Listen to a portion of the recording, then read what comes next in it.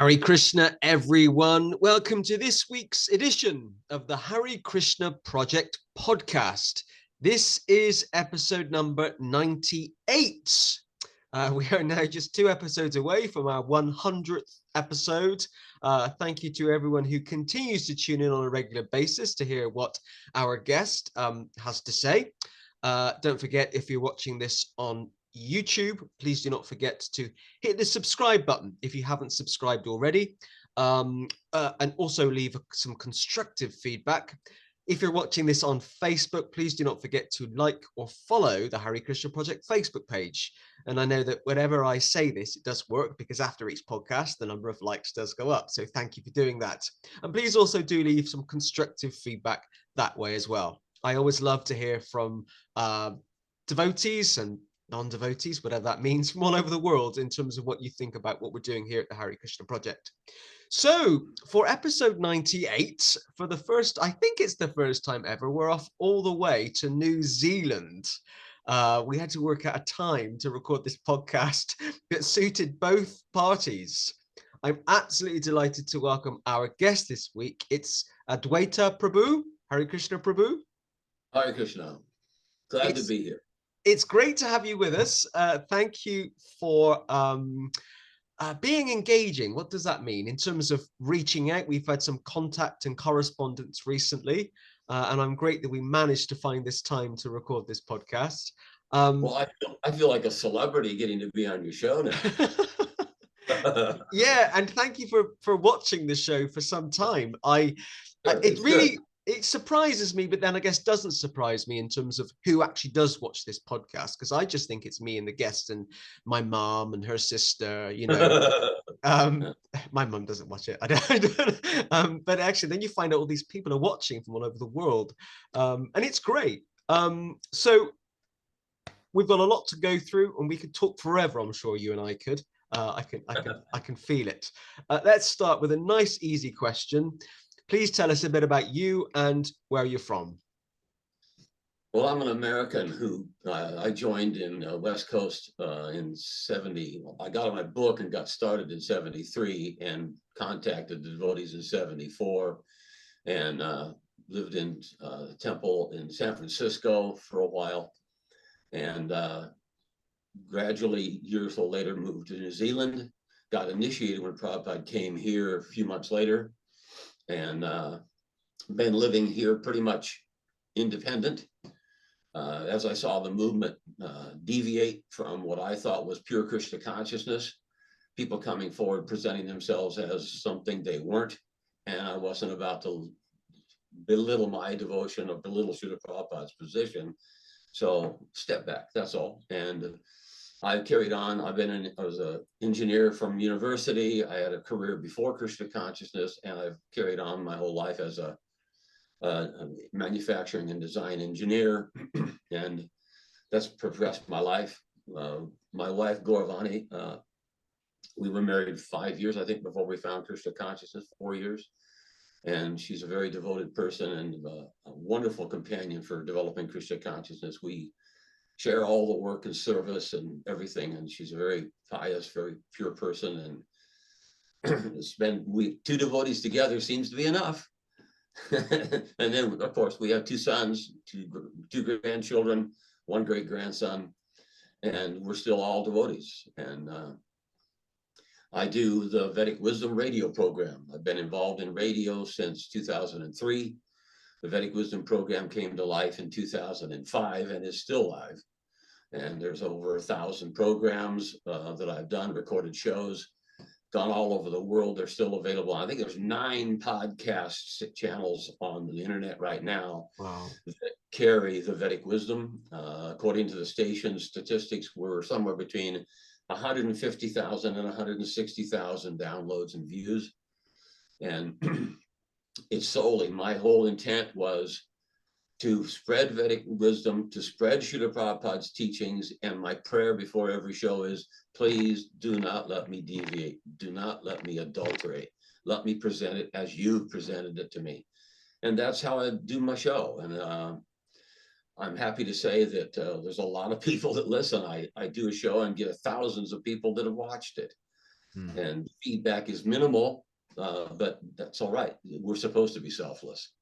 So I thought, well, wait a minute, you're doing very similar, the podcast thing and the podcast things I do, it's very similar. Let's talk, let's go ahead and cover some subjects that I think need to be covered, and you do too, that our movement has disease and it needs to be healed. And if we don't talk about it from a let's heal it point of view, how's it going to happen?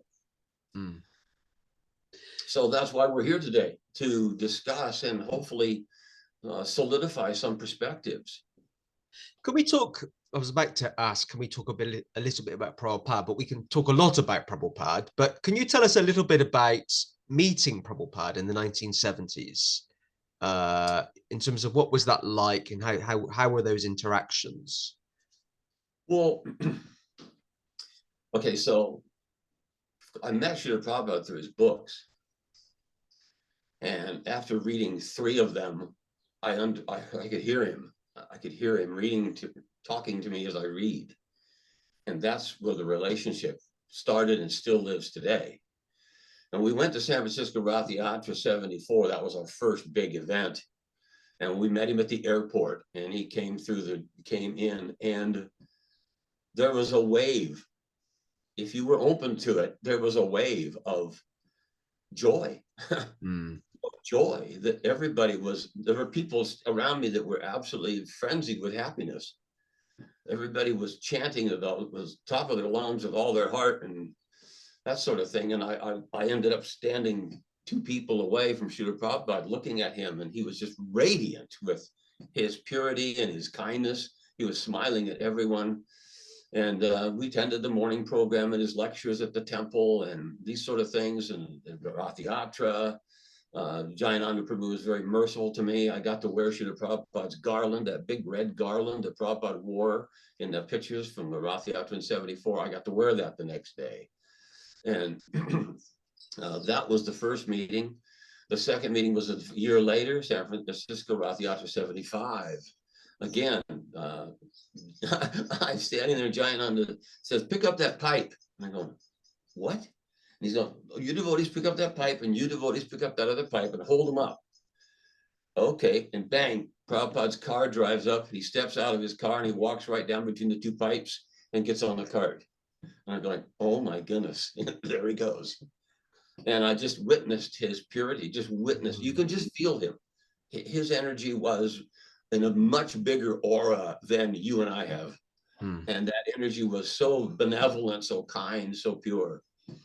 And then again, our third meeting was, he came to Auckland in 76, and I was a temple commander then, and we arranged the fire sacrifices and deity installation that was happening, Gornatai, Jagannath.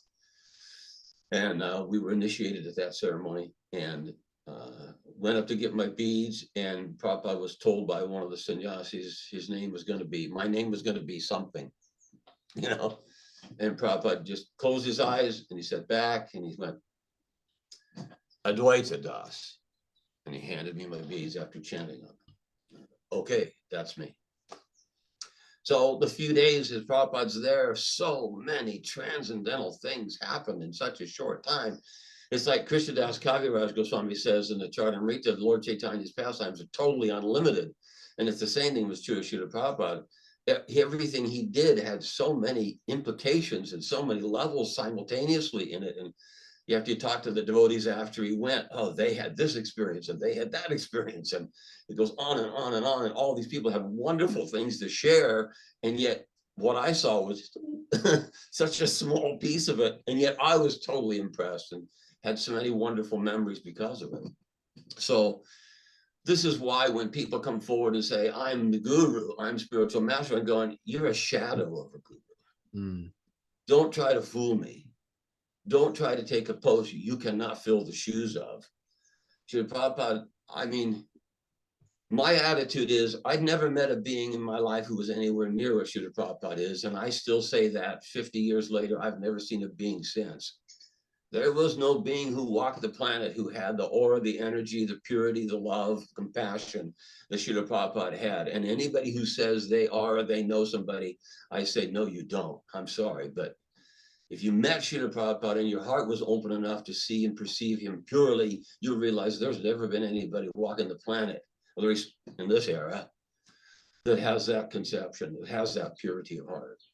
So I've been a very staunch Prabhupada devotee all along, and I'm known for that here. I don't mix in with the people who have gone to other gurus and other groups and other conceptions of Krishna consciousness. I've stayed simply pure to Prabhupada's teachings, Prabhupada's instructions. I don't read other people's books. I don't go to other people's gatherings. I'm not involved with it. I'm not a part of the institution because the institution has deviated.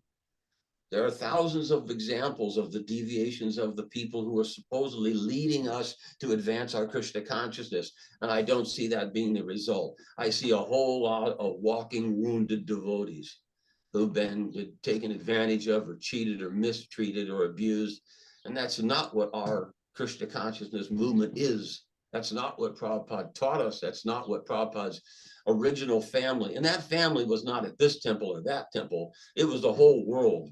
All the devotees were the same. We're all in love with Srila Prabhupada and all respected each other for that love we shared.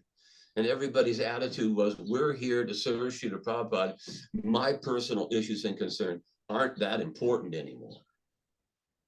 And I wish that was still going on. I believe it is going on in a lot of sincere people's hearts and their lives, but we're not connected like we used to be. We don't get to associate every Sunday or whatever, or even live together. And so that's part of the reason we're not healthy. When was it that you started to distance yourself from the institution? I mean, which year and what was particularly happening at the time? Well, I was begrudgingly separated from the movement when in the early years, we were going to the temple and the temple president was doing the program and it was ecstatic. I no fault, no complaint. I was happy. Boy, I was looking for this. This is wonderful. We chanted until we were absolutely drenched, sweaty. We chanted so hard and so long, and it was wonderful. The kirtan, I mean, full on kirtan, the real thing, not bhajan called kirtan, but ecstatic chanting, jumping, singing, shouting, real chanting. And the temple president started pressuring me and others. I brought about 20 people. I had a circle of friends before. We were all discussing spiritual things, and about 20 of us joined when we found Prabhupada and I started distributing books immediately. I think I did 15 or 20 Gitas and many other books. And we went to the temple. In those days, it was posters and incense and all the paraphernalia. And we had a group of people. We stripped our house out and turned our living room into a temple room. And we had Wednesday night kirtans at our house. And the temple president started pressuring the people in the room that they had to do this or they shouldn't do that. Or he would tell someone, well, I won't answer that question because you're not advanced enough. And I go, well, wait a minute. If the person can conceive of the question and has asked it to advance in his understanding, how would a devotee say, I won't answer that? That is not what we are.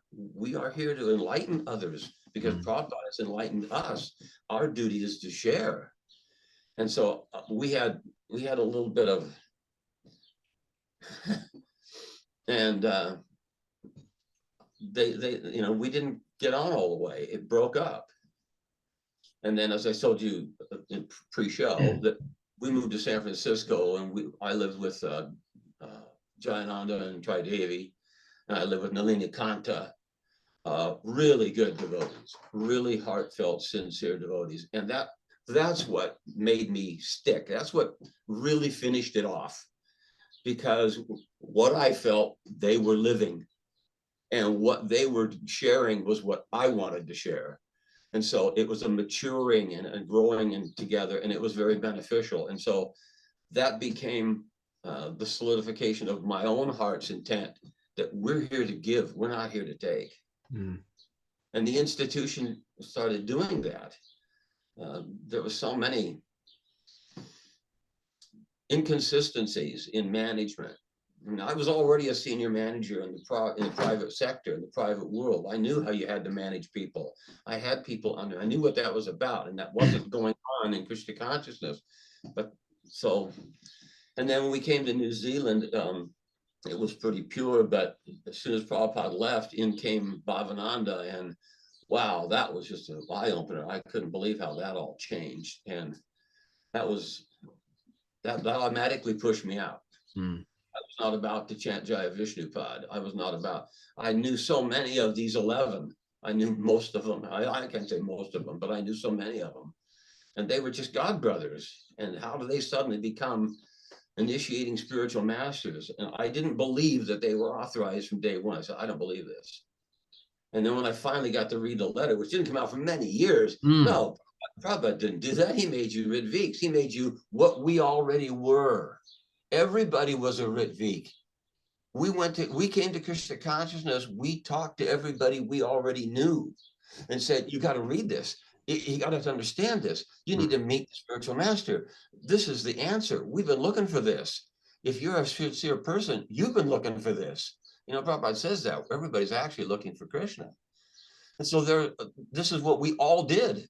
And we brought people to the temple. The temple encouraged them and helped them become familiar with Vaishnava understanding and explain the things in the Bhagavad Gita they didn't understand and get them prepared to be initiated by Srila Prabhupada.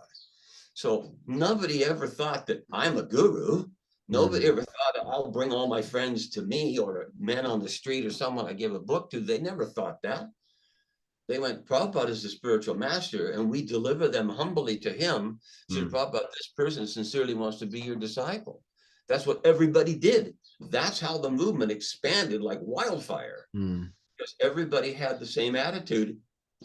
We're children of our great Father, and he's the one we all follow. Whether you know you're one of his children yet or not, once you read his books and you meet him and you meet his sincere devotees, you'll realize, oh yeah, we're all family. We're all his children. Let's work together. And that's how the movement expanded, was we worked together. We didn't find fault. We tried to help. You do something stupid or I do something stupid, you weren't hung at noon. You were encouraged to do it right. And so many devotees were constantly helping others. People on the street that come in, you help them. They were, society was broken. At that time in the 70s, the anti-war movement was going one way, and the spiritual awakening was going the other. I mean, I look back now and I see how the world was absolutely expanding in preparation for Prabhupada, and he expanded it just that much more. And he actually was the energy, the center, the focus of the revolution of consciousness for the era. And we can sit back at it now and you go, look how many vegetarians there are on the planet. Look how many people know about reincarnation now. You can see how Prabhupada's teachings have infiltrated the human society through his books and through his disciples, just telling the truth. And that's what was happening. The hippie movement was rebelling against an institution that was trying to send them to war and murder them, trying to send them to a control mechanism they were trying to maintain over education and over your lifestyle. And that revolution rejected the society of the time, but it was thirsting for the replacement. And Prabhupada brought that replacement. And that's why the movement grew so dramatically. All of his disciples were looking for those people who were sick of the institution, the man, the government, and wanted something real, because the hippie movement, the smoking of marijuana made everybody open up their mind and go, we're all family. Humans are all actually a species. We're all brothers and sisters of a type. Why are we involved in all this stuff that's being supposedly educated into us? And so when they rejected it of their own instigation, and Srila Prabhupada brought the truth to you, you're actually all servants of Krishna. It was like the answer to the question. And the devotees, or those of us at that era, we were able to infiltrate into the hippie movement, infiltrate into the peace movement, infiltrate into the dejected people who rejected out of society and give them aid, give them answers. And so the movement, well, it grew like wildfire. Even one point I'd like to make, I'll give a little story here, but I'd like to just say, at that early point, not all the people would come to Krishna consciousness, move into the temple, shave up, bang, I'm in. That's it. Take 4 regulated principles, blah, blah, blah, blah, blah. Not all of them could do that, but a lot of them really respected what we were doing and really respected Srila Prabhupada and felt his love, felt he was trying to help me and felt this is someone I can turn to and get knowledge and get support. So let me tell you a little story. I was on the sidewalk. We were cleaning the sidewalk. And we were going to paint lotus flowers in front of the temple on the sidewalk. And this person coming down the street walked up to me and said, you devotees, you know, what do you think is the most beautiful picture? And I said, Krishna is the most beautiful picture. And to be honest, there was a back to Godhead that came out at that time. It was a centerfold of Krishna standing in his threefold manifest form. Very beautiful picture. And I dived into the temple. I grabbed him. And I says, there, that is the most beautiful picture you ever see. And he says, nah, you don't know what you're talking about. You Hare Krishnas, you don't know what you're talking about. And I says, well, yeah, we do. What's more beautiful than the Lord? And he says, I'll show you. He says, wait here. I said, okay. You know, he runs down the street.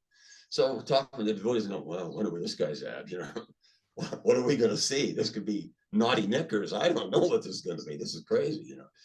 So sure enough, 5 minutes later, this devotee comes around the corner and he comes back and he comes up to me and he's got a folder and he's got this folder. He's going, now I'm going to show you the most beautiful picture you ever see. I said, okay, all right, do it. Let me see. And he pops open his folder and there's a picture of Srila Prabhupada standing in front of that purple curtain behind him. And he's standing, the full length of his body is shown. It's not a headshot or a bust shot. And there is Srila Prabhupada standing with his danda in that beautiful picture of the purple behind him. And I started to cry. And I realized the movement is much bigger than I ever imagined it could be. This person who's shown no sign of being a devotee is here showing me a picture of my spiritual master that he adores. And I realized the movement is not just the institution. The movement is everywhere Srila Prabhupada shed his mercy. And that was everywhere. He was reaching out through every media. He was reaching out through all of his disciples, and the world was changing because of it. So similarly, a friend of mine, Jayananda's wife, Tridevi, she was originally from Hawaii, and so she knew a lot of devotees. And so she said, there's some devotees in town here that don't come to the temple, but they're friends of mine from Hawaii. We're going to go down and chant with them this evening. Would you like to come? And I went, yeah. I'd had that experience and I'm going, let me learn more. This could be interesting. So I went, yeah. So there was 4 or 5 of us and we were just going down the street walking. It was like 20 blocks. So we walked a while. And we've been going along and Dr. Pablo was carrying the drum and I had cartels. And I turned around and I said, well, why don't we chant? This is like being on the street. Let's just chant our way there. And Tridevi had cartels too. And she goes, let's do it. So we started chanting. And I'm not kidding you. Windows opened. People were hanging out of their balconies. There were people yelling and waving flags. People came out and joined our little troop and chanted with us down the street. They chant for a block or they chant for 3. Someone would hug us. We were all shocked. There was all these devotees that had nothing to do with the temple. They were living their lives in these communities. And I'm going, wait a minute, this is only like 6 blocks that this is going on. What's going on in all of San Francisco? How many people outside the temple are actually serving Srila Prabhupada or developing their love for Krishna? You know, and Tridevi said, oh yeah, they're everywhere. You're everywhere you go. And I ran into that with Jayananda. We went and did a variety of errands here, there, and everywhere. And there was devotees. One night after the Sunday festival, we went to Berkeley to distribute the extra prasadam that hadn't been taken. We go to Berkeley and then we're driving in there. It's just dark. And I'm going, Jana, there's nobody here. The place is empty. And he said, just pull over here. Just pull over. And we pulled over and opened the van up and put the pots out on the sidewalk. And Jayananda starts playing his drum. And the people just came out of the woodwork. And we distributed a whole lot of prasadam at 8 and 9 o'clock at night. And to all these people who are, oh, good, Jayananda, good to see you. Well, that just changed me. I now know the Srila Prabhupada's influence, and the number of Srila Prabhupada's followers is one huge group, a lot more than his 10, 20, 30,000 initiated disciples. There are hundreds of thousands of Prabhupada followers all over the world. I know that San Francisco is not the only city that happened in. I know that there are devotees all over the world. Wherever I've traveled, I've met them. And so this gave me a broader concept that the institution, I mean, Prabhupada says the institution was started to aid the movement. It is not the movement. It is an aid to the movement. Mm. And they blurred that. They made you think that ISKCON in the movement, or if you're not in the movement, you bloop. You're not real. You can't do it. It won't work. And this is wounding the devotees' hearts. Because in their hearts, Prabhupada and Krishna are there. You go anywhere and he's still there. You don't need to be in or out of the temple. That isn't the issue. It's where you surrendered. And so we've got this misconception that ISKCON is the Krishna consciousness movement, and that's not true. ISKCON is a fragment. If we look back, Bhaktivedanta started the Gaudiya Math for the same concept. Prabhupada started the League of Devotees for the same concept. We can go back to Ramunacharya. I'm not going to waste a lot of time, and I'm not very intelligent, but all sorts of our disciplic succession masters have started institutional organizations for the propagation of one movement, that of Sri Chaitanya Mahaprabhu, the Sankirtan movement. Well, we're at that position where our situation is the people who are in the movement are trying to make you think there isn't anything outside of it. And they're saying, well, outside of it's the greater ISKCON. No, there is no greater ISKCON. There's no such thing. ISKCON is an institution. Outside of it is the Hare Krishna movement. Outside of it is the movement of Sri Chaitanya Mahaprabhu. And Srila Prabhupada is the commander of the movement. And the institution is his movement, his institution, creation, to aid that movement. Well, we're in the situation now where the institution is gone of Vaishnav. It's not propagating Srila Prabhupada's teachings. They've changed his books. They're criticizing him constantly. They're saying he didn't know this, or he misunderstood that, or he didn't give this. This is completely childish nonsense. Srila Prabhupada didn't neglect anything, if you can hear. Srila Prabhupada said, I'm going to have millions of disciples. Well, how's that going to happen? We just covered it, that he might have 20,000, 30,000 initiated disciples. And he definitely has hundreds of thousands of followers, but he doesn't have millions of disciples. Well, if he said that's going to happen, how's it going to happen? It's going to happen by us doing what we've done all along. Don't deviate, don't change, don't stop.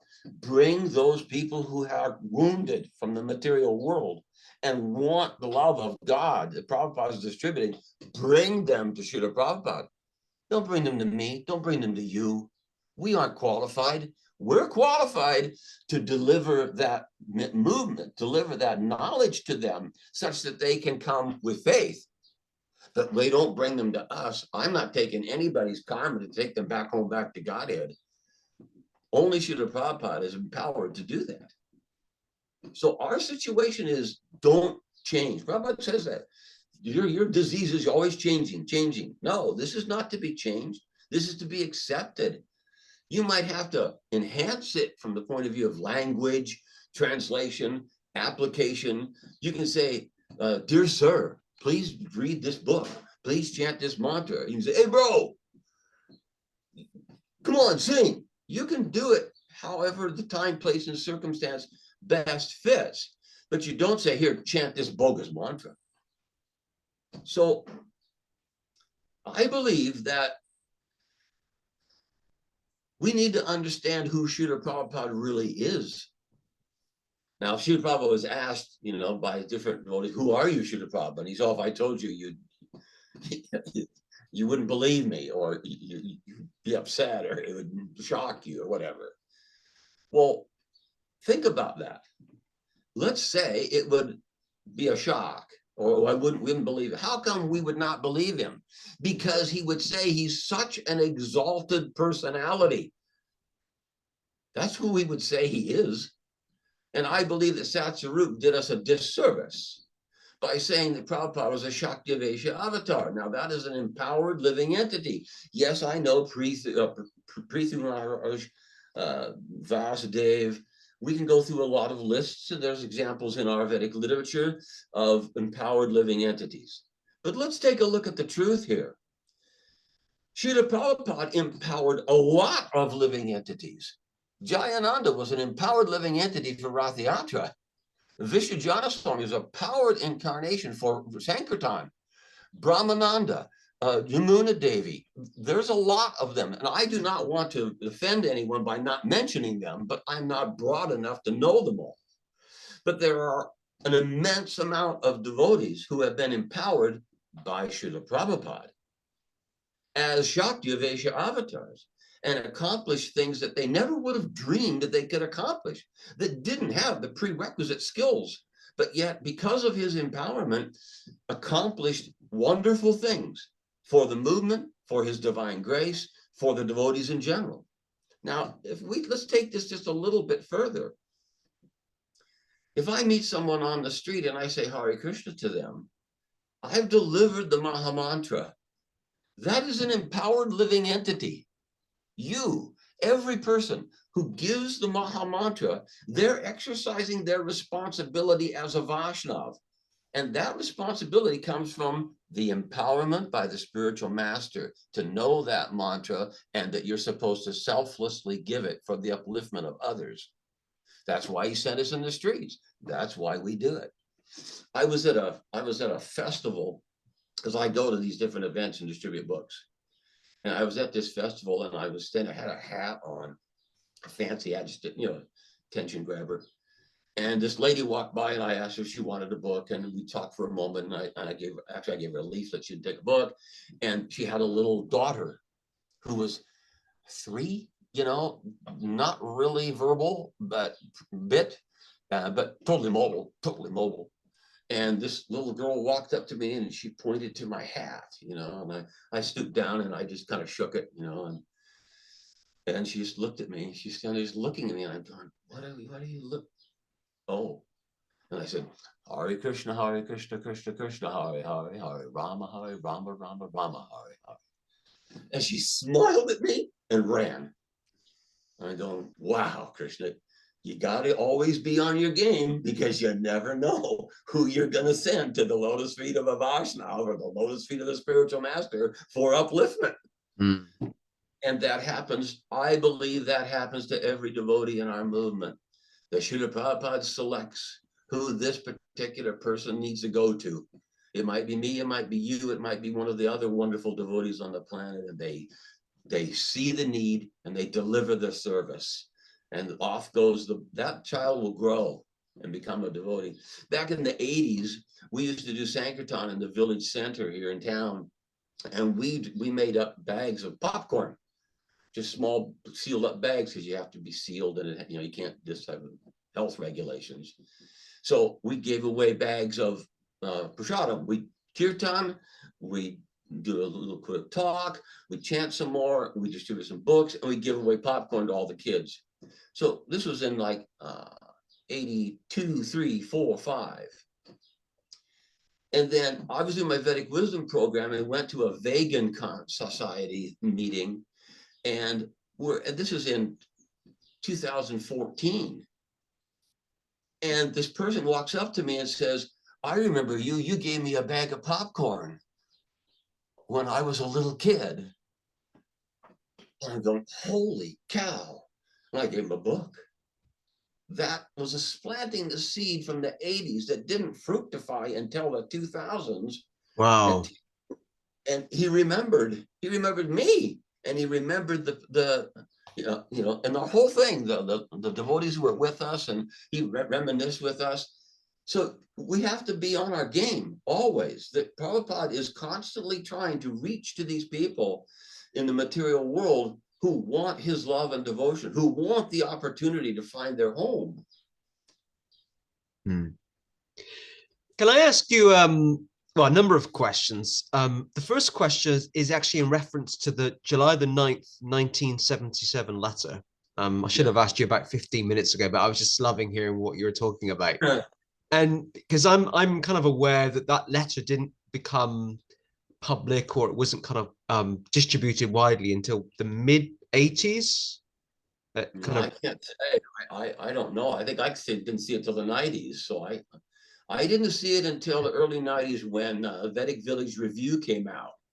That was Nityananda Das and Rupa Vilas. They were writing those books, and it came out then, and that's when I saw it. And then later, in 93, Hansa Duda put out some books renouncing his guruship and saying everybody is actually Prabhupada's disciple. And we had one previous guest on here who did mention that it was around 83 or 84 that it was kind of revealed, or it was hiding before that. Somebody was keeping it locked in a safe or something, and it was kind of it got out. I think but what I'm keen to kind of delve into is that you were but it's despite that, irrespective of that, you were kind of following the Ritvik order as early as what, late 77? Sure. Oh, even before that. Weren't we all really Ritviks when we first came? Yeah. Hey, you came to Krishna consciousness, you wanted to tell everybody you knew.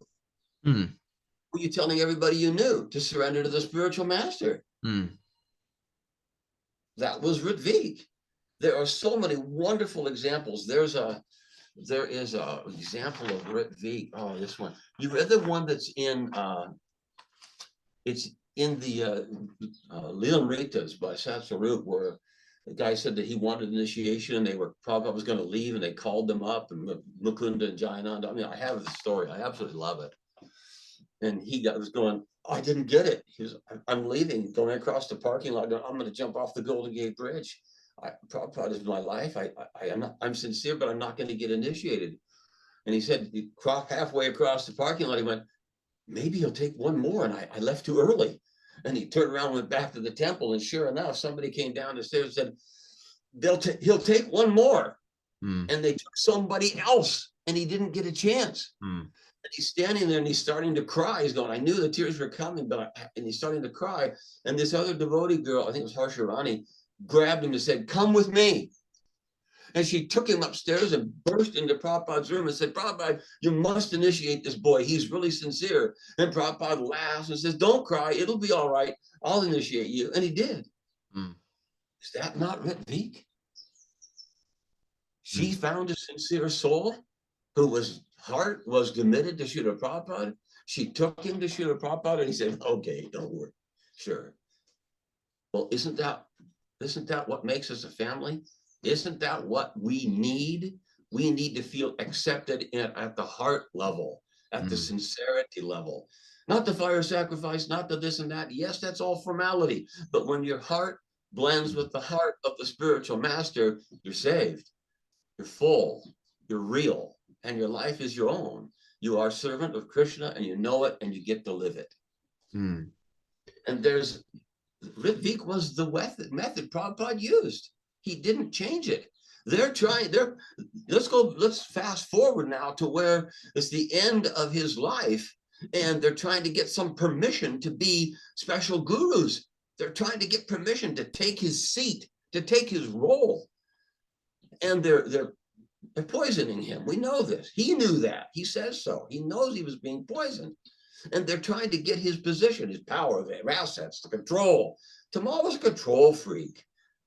I know. I was in Tamal and Vishnu John and Jayananda's lives. I know. Tamal was a control freak, and he misused his energies. And this is where it's at. You know Goridas Pandadas and his writings. He was there. I know him. He was Dr. Gary. I knew him from the day one. We joined quite at the same time. And he's a very sincere man, a very sincere man. And he knows what Prabhupada told him. So what Prabhupada did was he was smart enough. He didn't appoint anybody as the Acharya, and he appointed these guys as Ritviks, which was something we all already had anyway. We weren't performing fire sacrifices and chanting on people's beads. Well, we were bringing them to Srila Prabhupada and delivering them to his lotus feet. When he left, what chance did you have? He already had the method. He installed it in different temple presidents. He installed it in people like Hansa Duda or this or that or the other thing. There was many different devotees he empowered. Srila Prabhupada empowered all of us at different levels for different special services, according to our propensities, according to time, place, and circumstance. And he gave everybody service to do. And some of them were chanting on beads. The temple presidents were chanting on beads and giving them their names and doing the official sacrifice stuff and making the movement grow. They weren't taking them as their disciples. That's where they crossed the line. All the things they were doing to make them devotees and to make them initiates, right up to the line, correct. And it was all delegated authority by his divine grace, empowerment. But when they crossed the line, they kept the devotees, and that broke the whole chain. And because of it, anybody who came to that threshold and that it dissolved in front of them and they got something unauthorized, that's why they're wounded. Their hearts didn't get that link they were striving for, they were meant to get. So I have performed Ritvik's initiation. I have done it back in 92, I think. I initiated 2 people who were totally qualified and everything been devoted for several years. And I gave them Ritvik initiation and prayed to Srila Prabhupada for their names. I played Prabhupada's japa video all over their beads. I did the whole thing according to all the instructions he had and initiated them. To be honest, he has since died of cancer, one of them, and his wife is still alive, and she's a devotee of Prabhupada. Very sincere. Their fellow family is devotees of Prabhupada, and they never had anything to do with the institution of the younger years. I actually think this is more widespread or commonplace than people within ISKCON will think. I mean, I've certainly identified that or seen that over the last couple of years, that Ritvik initiations happen more often than people think they do. They've happened all along. They've never stopped. It is the real method. We have an artificial blanket thrown over the movement called the institution. It's artificial. The people are artificial. The focus is artificial. The methodology is contracted. It's not full of universal love. It's down to getting disciples and getting money and getting followers and getting control. This is not Krishna consciousness. Prabhupada didn't take control. He didn't even carry anything with him.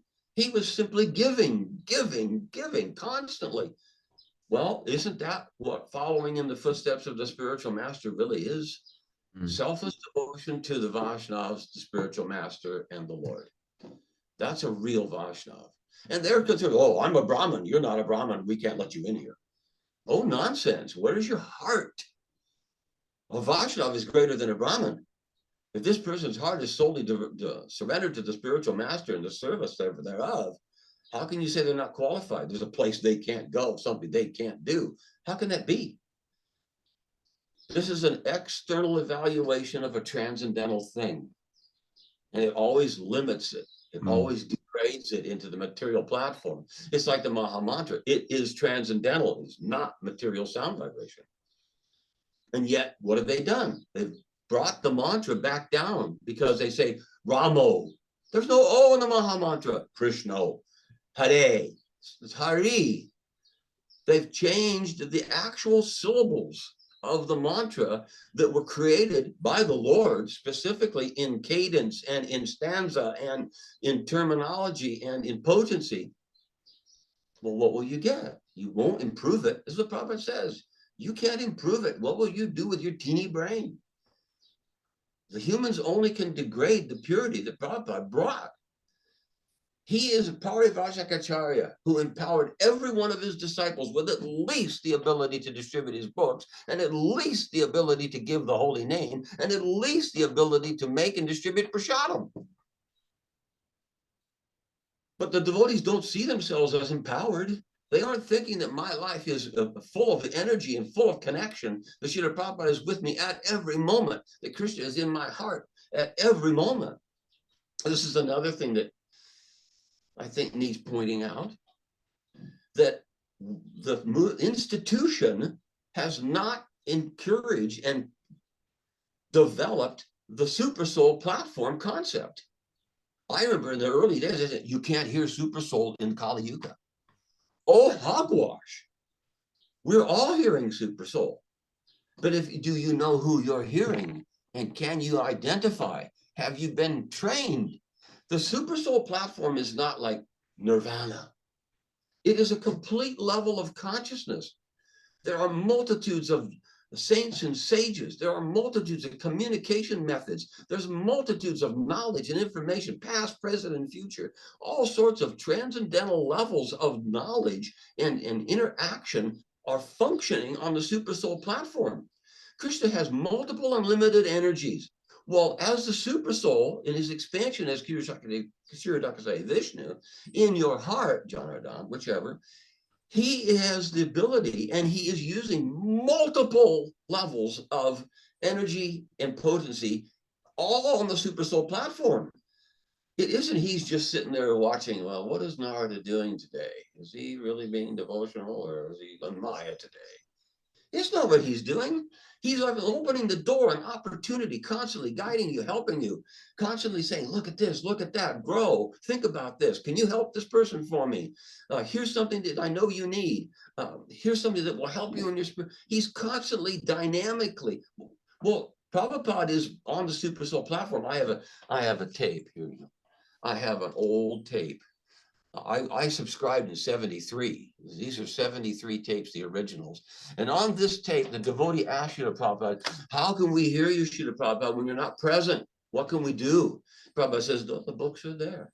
But if it's not practical and there aren't books and we need your guidance, and are you in our heart? Will you instruct us from the heart?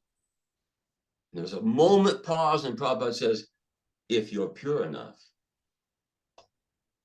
So there he is. He's told you, I'm on the Super Soul platform. Are you ready? He says that so much. Oh, Krishna, you can see Krishna, but you're not qualified.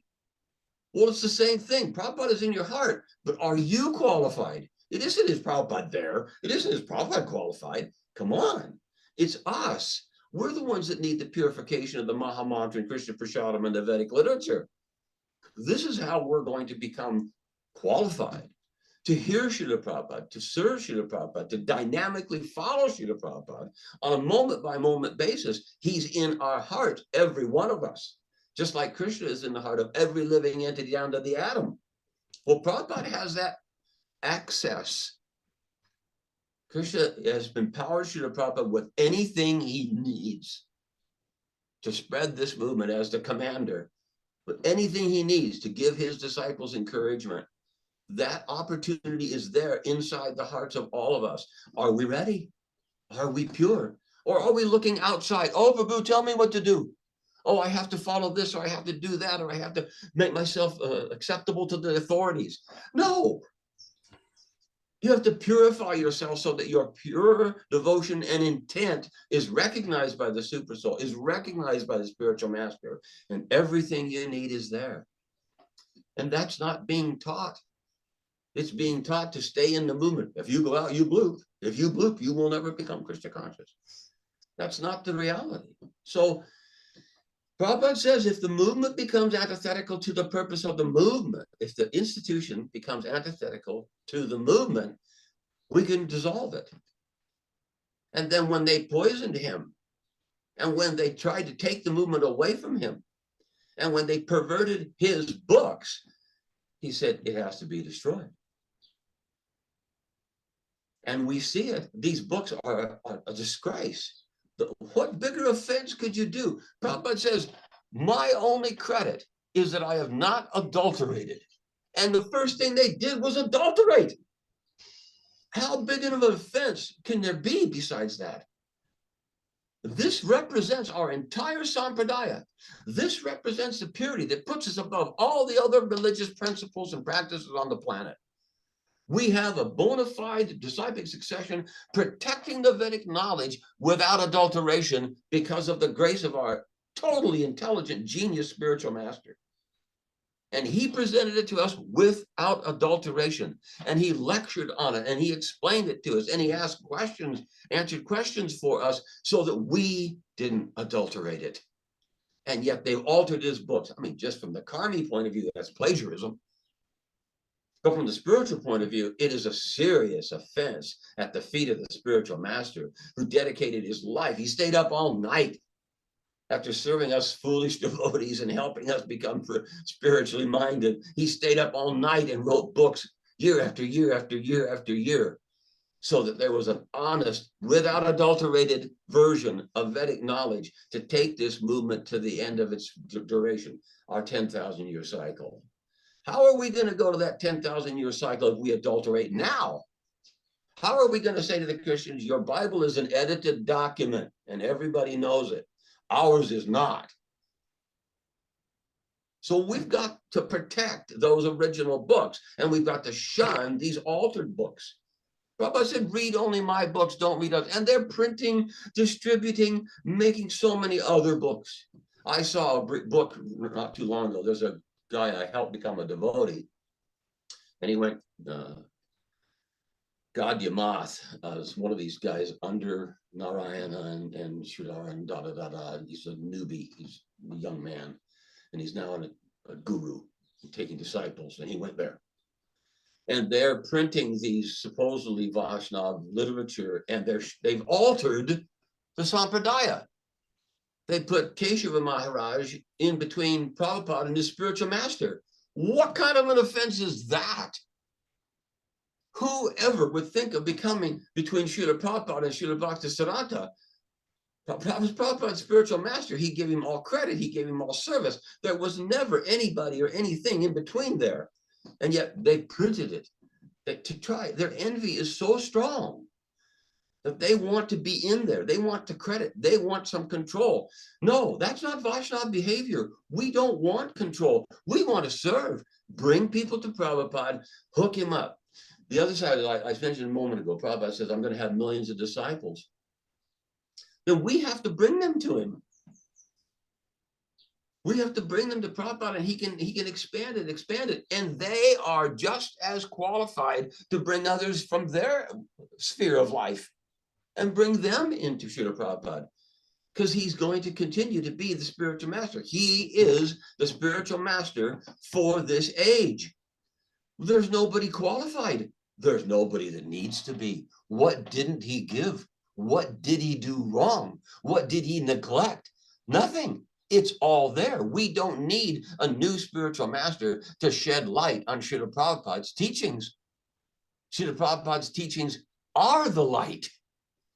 If anybody's going to stand up as being a significant, what would I call it, teacher, devotee, instructing spiritual guide, they're going to be the one who brings more people to Prabhupada, not who brings anybody to themselves. That's where the movement will expand. That's where Prabhupada will get millions of disciples. It's up to you. It's up to me. It's up to all of these sincere devotees that have been shunned and thrown out and abused and mistreated and lied to and confused and forced to read bogus books and the movement has become antithetical to the purpose. The institution is antithetical to the purpose it was created to serve. It will collapse. There is nothing anybody can do. I had this comment with Krishna Kant and his Back to Prabhupada magazine. Beautiful. I agree with him. Hardworking, sincere, empowered devotee for that purpose. But he named it ISKCON Reform Movement. There is no guarantee whatsoever that the ISKCON will be reformed. The real guarantee is we can continue to expand the Hare Krishna movement by following Prabhupada's example and instructions. Whether we reform the institution or not is actually irrelevant. If it stays or goes, it's irrelevant, because I covered this. All sorts of the great acharyas in our sampradaya have had institutions that have come and gone. Why do we think this is different? Because the devotees have been made to artificially be attached to the temples and the deities and the gurus and their associate devotees they met while they were there, and all the practices, etc., instead of take it in your heart, give it to others freely, open their hearts, connect them to Srila Prabhupada. He's in their heart. That is how the movement is going to grow, going back to honesty. And let whatever is not honesty dwindle. Lord Chaitanya will prune the tree of devotion. You don't have to do it. We can't do it. We can't reform anybody. I can't make you change. You make you change. I can only be a good example and tell you what the spiritual master says is right. That will change you. So this is how the movement is going to change. We don't have to sit and argue. That's not the situation. We don't have to artificially make somebody greater than somebody else. That's not the situation. We have to all be humble servants of the spiritual master, the bona fide spiritual master, the commander of the Hare Krishna movement, the author of the books, the lecturer of all of these explanations. We have everything in Srila Prabhupada's life and his teachings and his explanations and his love. And he's in our hearts. We can see it all over the planet. People are worshiping and loving Srila Prabhupada at the same time, at different times. Everybody who's a sincere devotee of Srila Prabhupada thinks he's my guru. I don't know who you're following, but he's my guru. They all think that because Prabhupada is there in their hearts. Yes, he is your guru. He's everybody's guru. I just love listening to you talk, by the way, Prabhu. It's wonderful to, you're very enthusiastic and inspiring, and I was just sitting back and listening. But to pick up on a few things, you mentioned Krishna Kant and the ISKCON revival movement. To date, as of today, the ISKCON revival movement is the only group that has refused an interview with me. I've asked them 3 times I've invited them 3 times, and but the door is still open if they're listening. I'm a very open guy in the sense anyone's welcome within reason. Well, not to rain on your parade, but you have to see that different devotees are empowered for different purposes. And you may be empowered, you are empowered for a different train than they are empowered for. And they may not think that that link can happen. And yet you think it can happen, but they may not think that link can happen. But the point is that they execute their assigned service with sincerity, and you execute your service with the sincerity.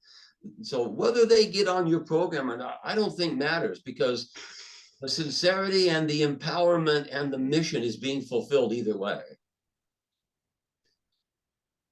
We'll see. But I like that. I like that approach, though, that we're, different services, different savers, different means, and they don't necessarily have to come together in the sense that I see that they might have to. The other thing I want to pick up on that we talked before we started recording is this idea that we're currently in, you mentioned that we're currently in the Leela of Srila Prabhupada. Yes. Do you want to talk a bit about that in terms of what do you mean by that? Well, if we try to step back a bit, okay, and look at it a little bit of an overview, there was no Krishna consciousness worldwide. It was manifest through Srila Prabhupada under the wishes of Bhaktisiddhanta, Bhaktivedanta, Lord Chaitanya, the Sampradaya behind him. They were waiting for this coordinated time in the evolution of humanity for there to be the right circumstances where if it was attempted, it would work. And the chosen commander, the chosen individual to make that happen was Srila Prabhupada. And we see that he waited, he worked, he developed, he had the faith, I'm going to go, it's going to happen, I need books, I got to work this out, Krishna will give me funding, he'll give me access, it'll come together, I'm going to go, I'm going to do it, ready, go. That's Prabhupada Leela. And he brought it to the world from there. And he brought the books to the world. He brought the Maha Mantra to the world. He brought Prasadam to the world. He brought Vaishnava behavior to the world. He brought devotion. He brought selfless. He brought Sankirtan to the world. That was his Leela. Now, nobody else has got that Leela. You get a bit, I get a bit, he gets a bit, we all get their little bit, and we contribute, and it works. Prabhupada had it all. That's why he's called Parivajikacharya, the Acharya, top door. He is the only one qualified to absorb all these sinful people's karma and not even bother him. Well, a bit, but you know. And he is the manifestation of the Leela in this age. It says that the special Kali Yuga's Lord Chaitanya appears. Well, there's more than just Lord Chaitanya appears, making it a special Kali Yuga, because Lord Chaitanya instigated this thing we know as the Hare Krishna movement. And he had the whole world come to a point that it was ready. And he sent Srila Prabhupada as his chosen commander. It's Prabhupada's Leela within Lord Chaitanya's Leela. We're in Chaitanya Leela. Well, we're in Prabhupada Leela. And for the people to say, we don't need Prabhupada, we're gone beyond his books, one of these famous gurus. We've gone beyond Prabhupada's books. No, you haven't. We're chanting the Maha Mantra our own way now. Or we're doing bhajan and calling it kirtan. We're letting the Hindus tell us how to worship the deities. We're going to change. You offer to Radha Krishna and then you offer to Prabhupada. All this bogus stuff is isolating them from Prabhupada Leela. Prabhupada's Leela is very definitely defined in his books. And this is why he says, read only my books. Follow what I'm teaching you. Stay in the Leela. That's bona fide from Lord Chaitanya right up to today. This is Prabhupada Leela. There isn't going to be another Prabhupada. There isn't going to be another Leela. This Leela is Lord Chaitanya's Leela with Prabhupada Leela is simultaneously moving until the point where the holy name leaves the planet. We're in Prabhupada Leela. Are you a contributor or are you an offender? The institution is collecting and is acting like offenders. And the contributors are being shunned, are alone, are losing their faith, are in need of support, wanting the family back, wanting to be recognized, wanting an opportunity. If I could figure a way I could touch more people, if I could distribute more books, if there was something I could do in Krishna consciousness, if I had a few people helping, if I could get some money, and whatever it is, to expand Prabhupada's Leela. And if we don't deviate, there is no limit. Your empowerment will increase. Their empowerment will increase. The movement will increase. New people will bring energy, enthusiasm, and they will be empowered, and it will grow too. That's why this movement's stunted, excuse me. It's why it's stunted, because you've been made to think, or I've been made to think, or so many sincere devotees have been made to think that they don't have the power required. Yes, you do. Well, wherever I go, there's ISKCON devotees. Ignore them. There's this moth or that moth or this group or that group. Ignore them. Prabhupada says you should offer respect in your mind, but you don't have to bow down. You have to stay faithful to your spiritual master, Srila Prabhupada, and you have to follow his instructions. Everything else is just water off a duck's back. They may call you what they call you. You may fit in or you may not. But if Prabhupada is in your heart guiding you, if Prabhupada still brings a sincere little girl to chant Hare Krishna to, be grateful and to do your service. Help that little person. Never miss a chance to offer food for somebody. I do it. I mean, this may be controversial, but I'll go into a fruit shop that I was in another town 2 hours away. And I had to go and pick up something. I'm in the store, walked in the store, and I picked up what I was after. And here is this rack of vegetables. And I turned to the vegetables, and I just went, Shri Vishnu, Shri Vishnu, Shri Vishnu. Stood there and chanted a heart Maha Mantra while I checked out. That's all prasadam. That's going to be going to who knows who. We have ways, if we are ingenious, We can develop ways. All the devotees are very resourceful, very ingenious. I've seen this for years.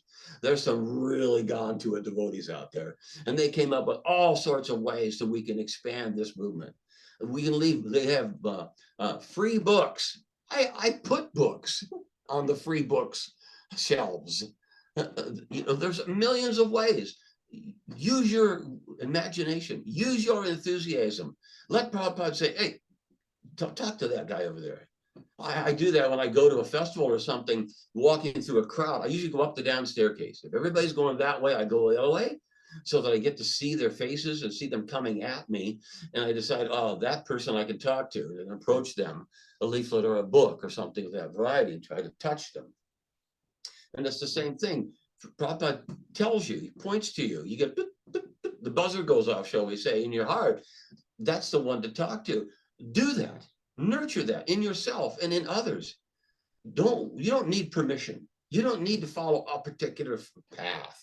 Whatever way you can chant Hare Krishna. I mean, I was digging the other day in the ground, and suddenly the shovelful turns up ants. Oh my God, I disrupted an ant nest. And I go, oh, I have no intention of doing that. So I chant the Maha Mantra before I go on and carry on. Hare Krishna, everybody. Sorry, I didn't know. But Hare Krishna to you all. And carry on. You can do it 1,000 times. I go to the park with my wife, walk the dog, and all these dogs run up. I say Hare Krishna to them all. I'm chanting the Maha Mantra, give them a couple of pats and say Hare Krishna to them. Well, the same thing, you go to the store and you meet somebody and they say, oh, what do you think, what's going on in the world? And I say, well, it's all misidentification. We're not these bodies, we're eternal living entities. Everybody thinks that they're fighting over all the property that actually all belongs to God. What do you expect? Walk out. Well, I don't know what it did, but it was true. And you planted it in their head. You planted it in their ears. Well, you can do that every day in so many ways, and so many devotees can do that. So the devotees who surrender to the spiritual master are empowered. And don't forget it. Expand it. Use your responsible position. The Prabhupada says when you come to Krishna consciousness, it's a great benefit, but it's also a great responsibility. And that responsibility is to be as benevolent as Srila Prabhupada was. He saved us. Well, do the favor in return. Save some more people. You can come up with ingenious ways. Now, we were told that you can offer food by chanting the Maha Mantra. You can do it by the normal prayers like we always do before. Deities, you can do that. And you can, for emergency circumstances, travel, medicine, water, you can chant Shri Vishnu. Okay? Well, we do it. Is this Kali Yuga not an emergency situation? I see, we in New Zealand, this is a dairy industry, and there are like hundreds, there's just 3.5 million. There's 3.5 million. Sorry, the phone's going. It's all right. Yeah, there's 3.5 million cows here, and there are tanker trucks on the road. Now that's a tanker truck and a trailer, and between the two of them, that's 20,000 liters of milk. Now on my trip, I had, like I said, I went a couple hours yesterday, the day before or whatever, traveling, and on the trip, I passed about 10 milk trucks full of 20,000 liters of milk. And I offered every one of them. So, and I've been doing that for 40 years. Wow. That's a lot of milk. That is. And I don't know where it's going. I can't comment, but you can do something of that variety in your area. You might have a fruit shop. You go into a gas station, a service station, and there's a rack of bottled water. Offer it. Change the world. The devotees are here to change the world. These people, you look at how degraded it is now compared to what it was in the 70s. It's unbelievable. Well, what's going to change it? Us. What does us mean? Those that follow the spiritual master's instructions and maintain the same benevolent attitude towards humanity. This is what spurred my Doing the Vedic Wisdom program. I want to go and spread the knowledge to whoever was willing to listen. And I read to you 25 or 30 of the titles. And it's all to preach. It's all to help them see in proper perspective. Mm. And I know that's what your show is. It's to help bring out different devotees' concepts and perspectives of Krishna consciousness so that others can see in different perspectives and broaden their perspectives to make them a fuller, happier, more mature devotee. Well, that's what we're all about. That's what devotee association is. It isn't, is your T-lock straight? It isn't, have you done this or that or the other thing? The reality is, become an initiated disciple of Srila Prabhupada. Follow your vows. Follow the principles. Chant all the time. Read his books. The basics. Don't deviate. And that's going to give us the success. That's how it started. That's how it expanded. That's how it sustained in spite of the institution going off the rails. Instead of giving the disciples, prospective students to Srila Prabhupada, they call them mine. I have a simplistic attitude toward that. This knowledge is the sampradayas. It comes to Srila Prabhupada into English. It is not mine. It is his. If I use that knowledge to influence anybody, I do not get credit. It is not mine. I'm giving something that was given to me by my father. So any result for that belongs to my father. This is very parallel to the idea that everything in the creation belongs to Krishna. I get an allotment, but it belongs to Krishna. It's not mine. Similarly, any credit that happens in the Krishna consciousness movement belongs to Prabhupada. It's not mine. Can we talk a little bit about the need for healing? I mean, we talked about that briefly before we started recording, the kind of need for healing in the Hare Krishna movement.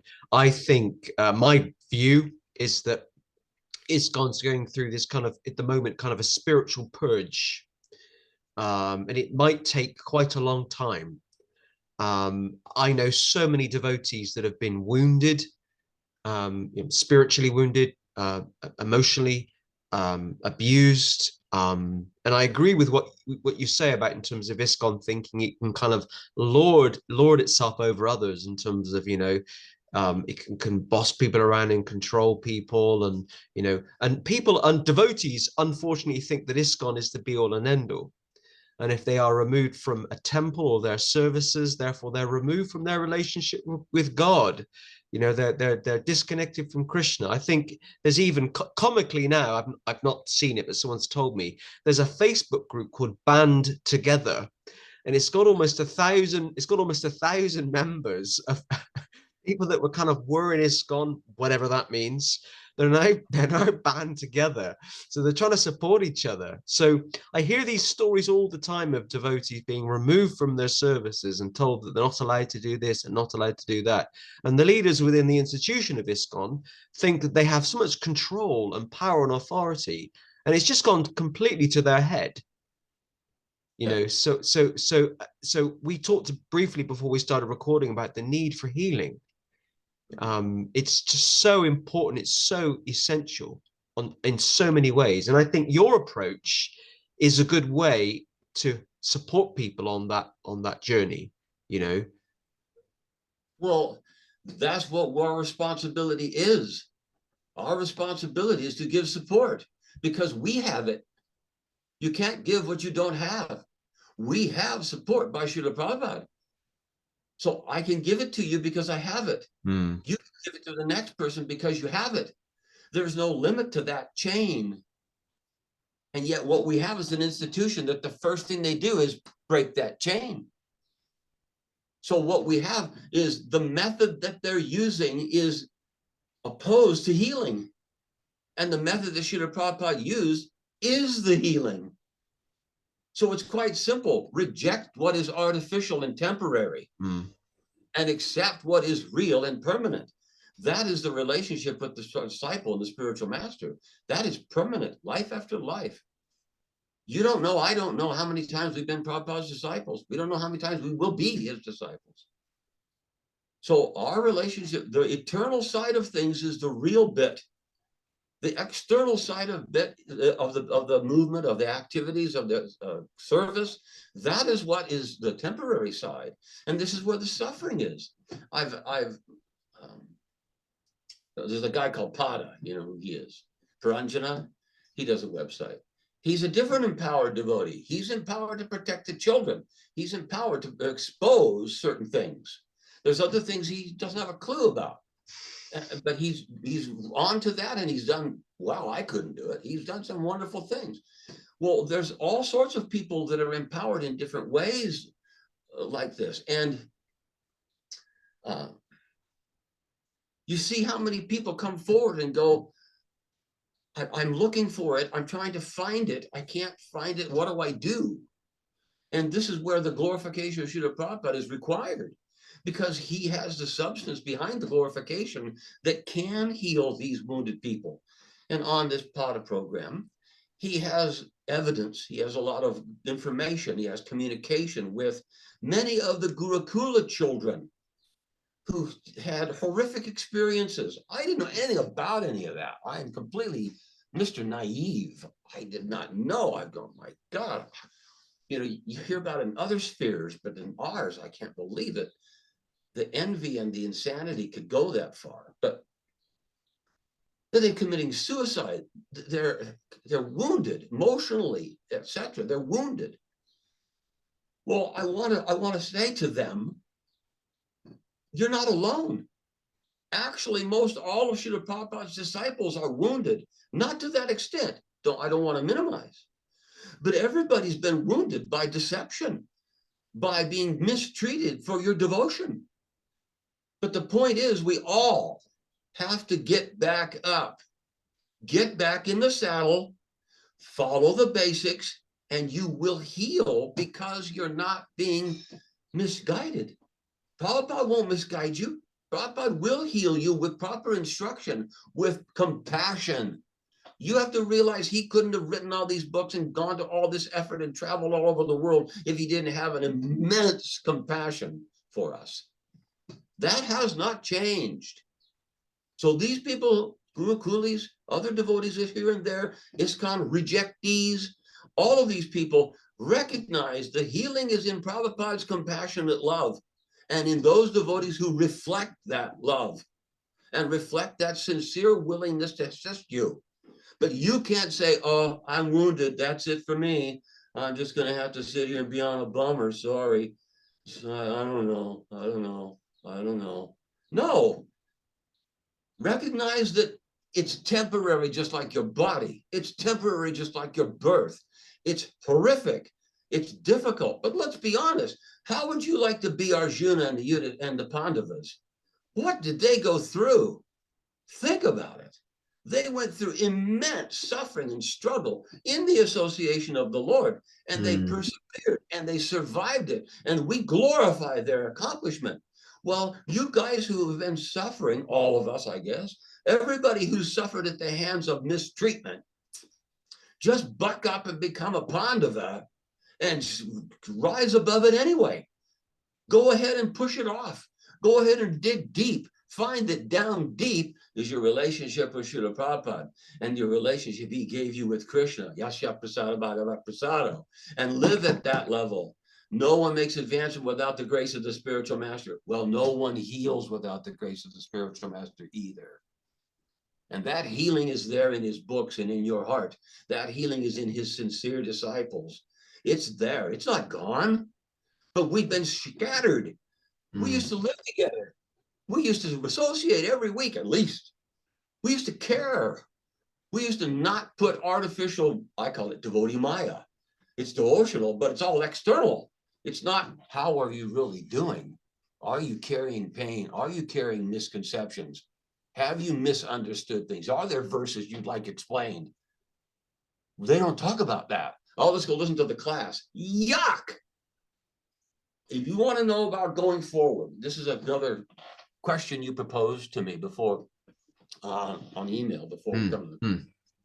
How are we going forward? We're going forward by stopping being separate from the society we're trying to help. We don't need to isolate ourselves away from society. We're isolated in consciousness. So what is the situation? We have the gift that we can give. They don't.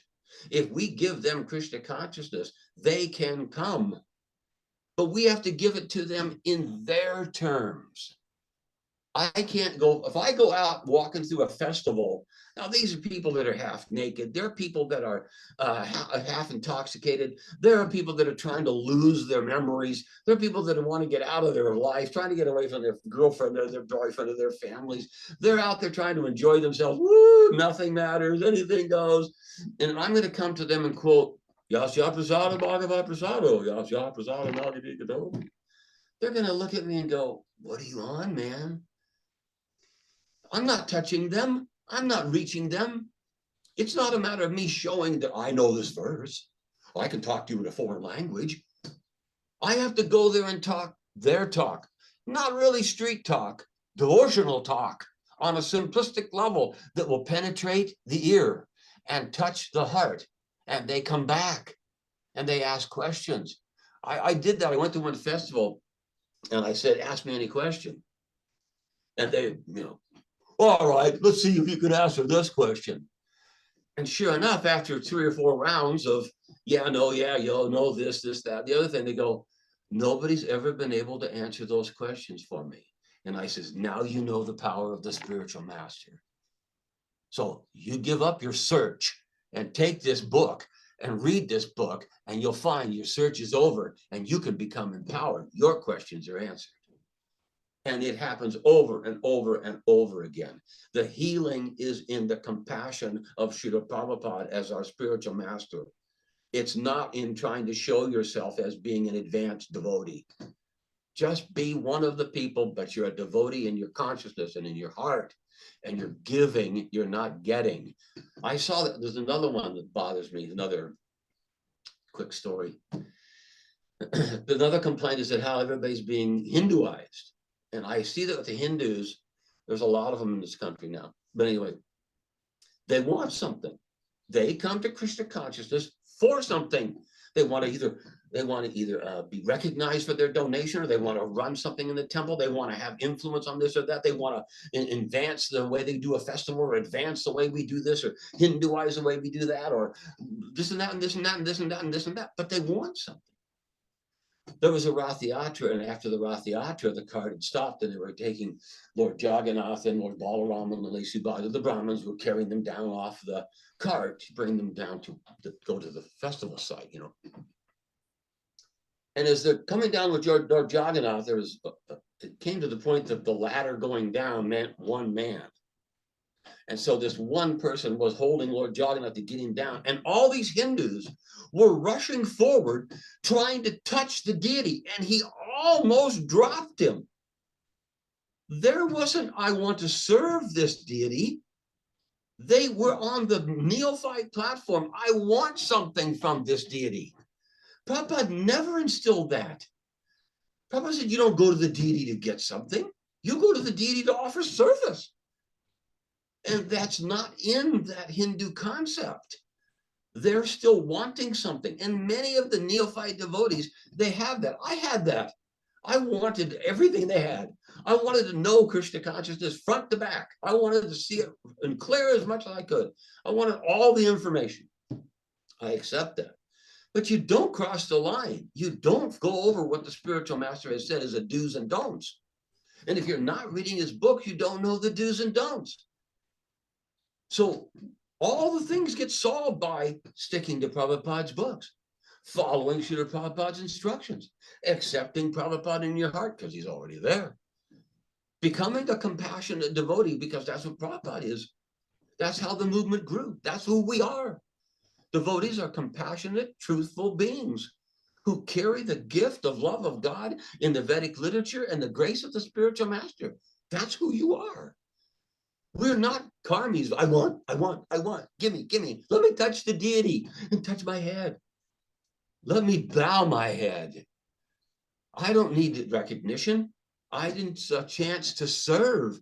This is the great devotees of our lineage. What are they made great for? Because they say, I don't want anything from you, Lord, just to live in the association of your devotees and serve you. That's all I want. That's us. That's who we really are. And you just stay on that platform, accept your humble service, and do it with a full heart. That's what matters. Prabhupada said that. And he wanted everybody to go to Mayapur. I think it was 75. He wanted everybody to go to Mayapur for the opening of this temple and Mayapur, this and that. He wanted everybody to go. But there had to be skeleton crews that stayed behind.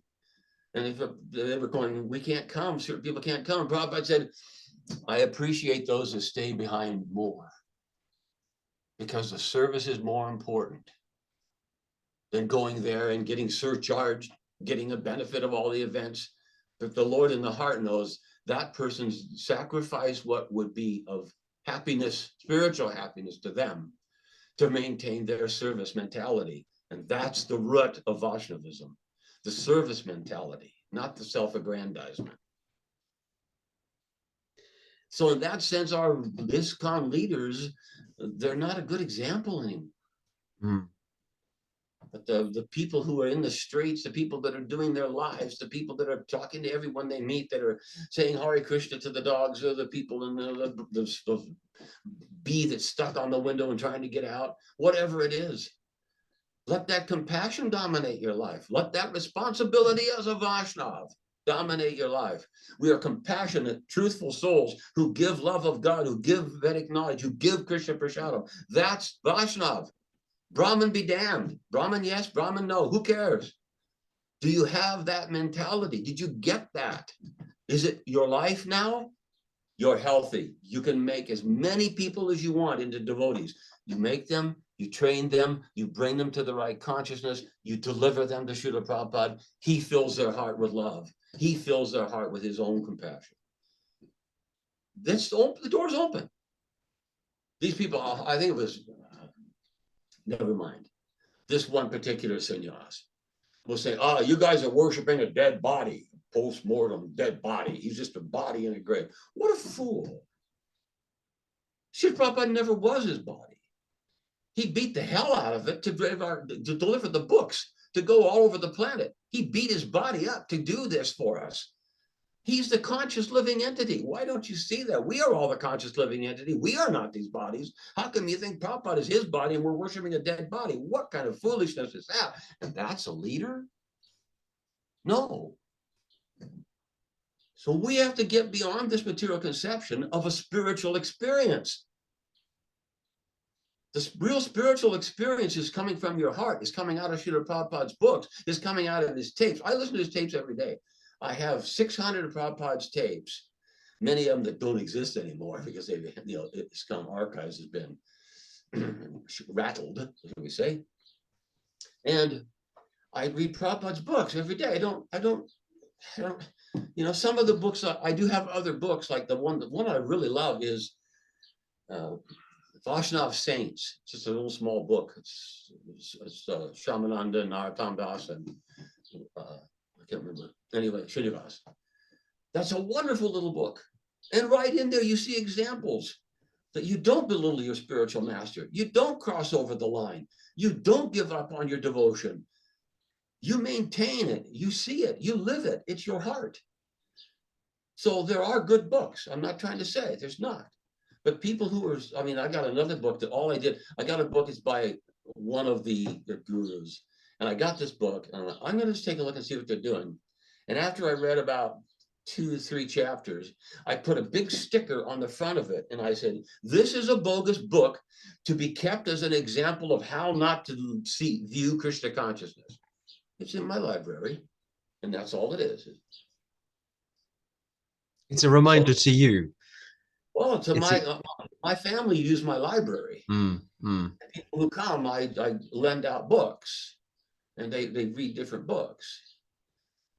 And so that's all it's about. So we are in that situation where we are empowered beings because we are Vaishnavas. And that is done by the Parivrajaka spiritual master, Srila Prabhupada. And we become little spiritual teachers. And we have abilities, some of us special abilities. You are empowered for this podcast. Pada is empowered for protecting the children and helping them who've been abused and other things. Krishna Kant, we talked about. He's empowered to expose the deviations. Prabhupada says this, you say that. Huh? Doesn't add up. There are many. Jayananda made Rath Yatra a reality in the Western world.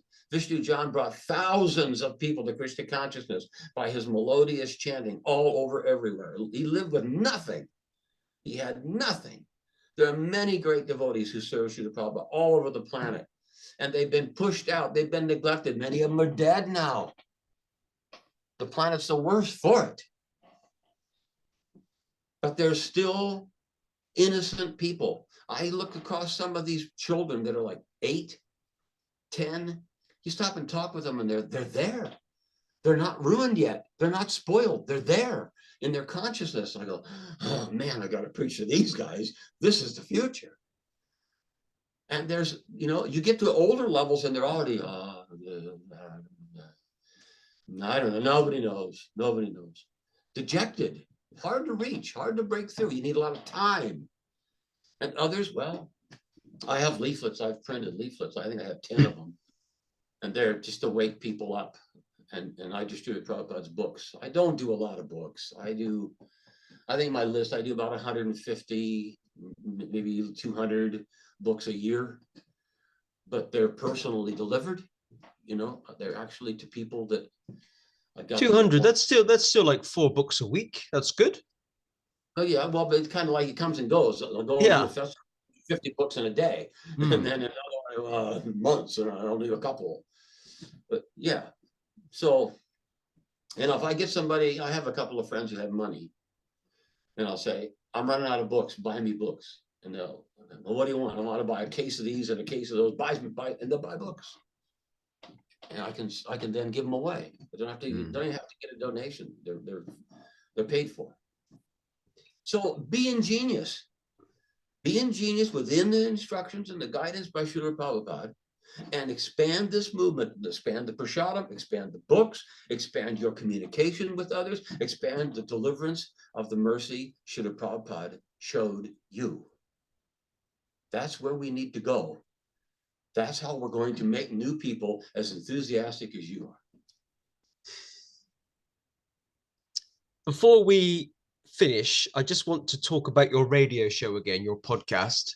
And I want to make sure that people can. So with this podcast, I will put a link to your radio show so people can. I'll give you some links so that you can put a list of them.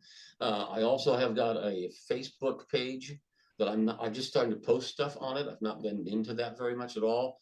I just kind of want to stay out of all that. But yeah, I'll give you some links that you can share. I'll do that after the program. Please do. Let people reach to it. Because yeah, just maybe briefly mention again about the radio show, because I'm very keen. I broadcast live. I walk into the studio and turn on the mic, and I do 2 half-hour shows. That's what they are. They're real. They're dynamic, and they're on free FM, and it's freefm.org.nz. Okay, that's where they're at, and you go into their page. And it says programs, and you just type in Vedic Wisdom. And there you'll find they carry about 35, 38 shows, okay, at any one time. And then new ones come in, they drop off the bottom. And I say start at the bottom and work up, because it is a progression. Gradually over the years, it's a progression. And then you can go to Google Podcasts, you can go to TuneIn, you can go to iTunes. There's 9 different groups that handle Vedic wisdom with Advaita Das that are out there. So I have seen, by the way, because in the first message you sent me a couple of weeks ago, I had a look at the link and it was very impressive. I've seen the Free FM website, and I did start listening to one of your radio shows. It was very, very professional. I did like it. Good. Yeah. And it's a great service that you're doing as well. I mean, not just the radio show, but everything you're doing in New Zealand in terms of book distribution, in terms of, prasadam and things. I think it's wonderful. And you're very enthusiastic and fired up. And I hope that after 50 years in the movement, I will also be still as enthusiastic as you are now. I'm sure you will be. I'm sure you will be. All you need is sincerely want to serve Prabhupada, and you will be. He's supporting everybody. What does he say? You take 1 step toward Krishna, he takes 10 towards you. Well, Prabhupada is just as merciful or more. Wow. It's wonderful.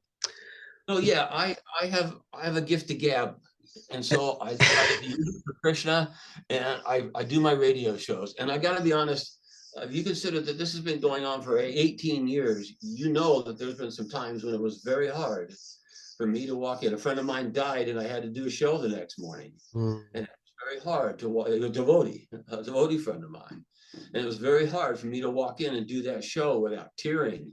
To walk in and do that show focused, you know, and I've had all sorts of experiences in my life, and I still went and did my show. And so some of them, please forgive me, they're not all that professional.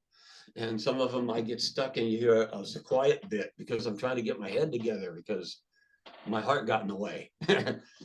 So, but please, there is information there. People who listen to my shows go, inspiring, unique point of view. I appreciate your attempt or your consistent presentation. So they're not bad. I know that.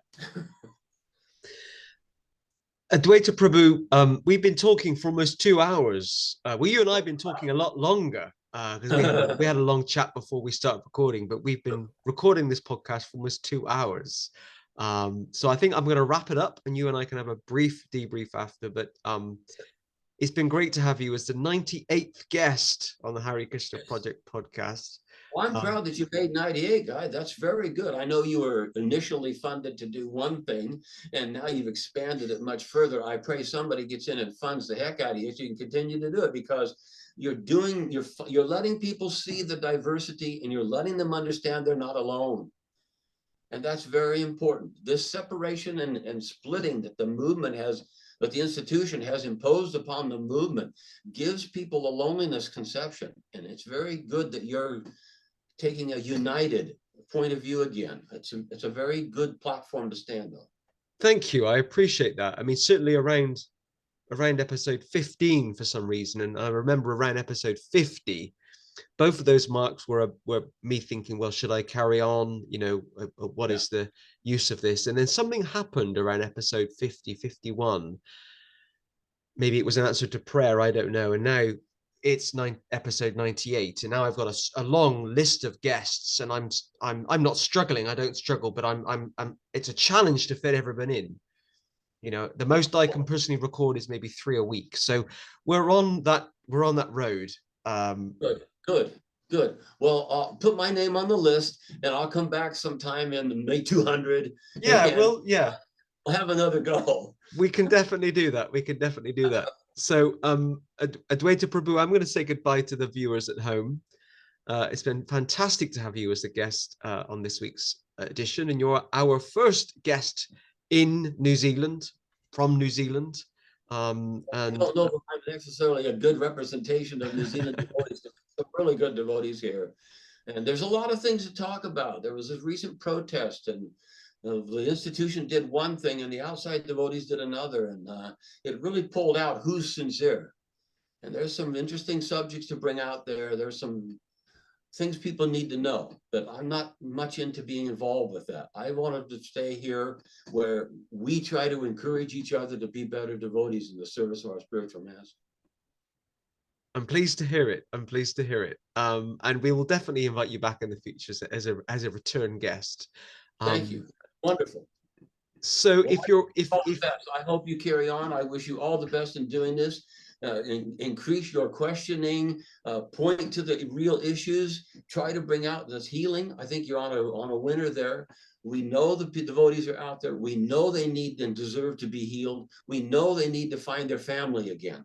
I'm going to mention something. This is karmatic. This is really, oh no, never mind. You sure you can mention it if you want to? There's a thing that's out there that's very inspirational. I found it inspirational, and I thought, it can help anybody. It's not devotional, but it is inspirational. And he says at the end, "You've found your tribe. Welcome home." I like that. It's a good approach. I want that feeling to be in our family again. And I think you're representing it, and I welcome you, and I glorify you, and I'm grateful. And anybody who joins the family again, welcome home. That's a great note to end on. I love that. Welcome home. Do not forget, if you're watching this on YouTube, please do not forget to hit the subscribe button so you're kept updated about future podcasts. If you're watching this on Facebook, please do not forget to like or follow the Hare Krishna Project Facebook page so you're kept updated about future podcasts as we move towards our 100th episode. I don't know why I laugh every time I say that. It's disbelief we've got that far. Okay, wait a minute. Let me rephrase that for you. You're about to hit your first 100 shows. Yes. Well, yes, that's a good way to look at it. So until next week, I'll see you all soon. Hare Krishna. Hare Krishna.